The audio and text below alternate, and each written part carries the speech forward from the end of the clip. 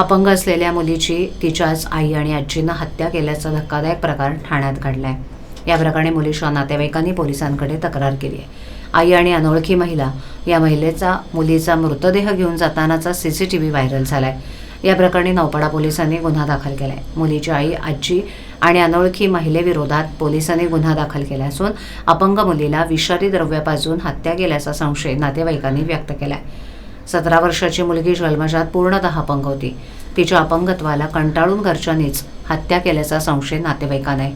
आई आणि अनोळखी महिला या मुलीचा मृतदेह एका चादरीमध्ये गुंडाळून घेऊन जाताना आणि गाडीमध्ये टाकताना त्यानंतर ही गाडी निघून जात असल्याचं सीसीटीव्हीमध्ये दिसून येत आहे।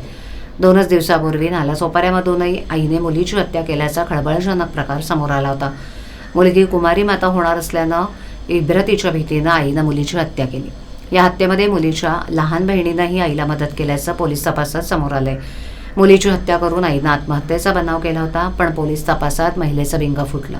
नालासोपारा पश्चिमच्या यशवंत गौरव येथील जय विजय नगरी या इमारतीमध्ये राहणारी आणि कॉलेजमध्ये शिकणारी अस्मिता दुबे आई वडील तसंच लहान बहिणीसोबत राहत होती।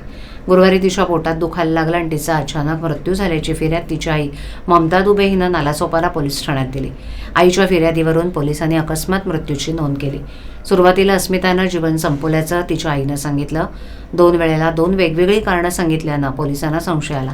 अस्मिताचा चेहराही सुजलेला होता, तसंच दोन्ही हातावर चावा घेतल्याचे व्रण होते। त्यामुळे पोलिसांनी मृतदेह शवविच्छेदनाला पाठवला। शवविच्छेदनामध्ये अस्मिताचा मृत्यू गळा आवळून झाल्याचं निष्पन्न झालंय।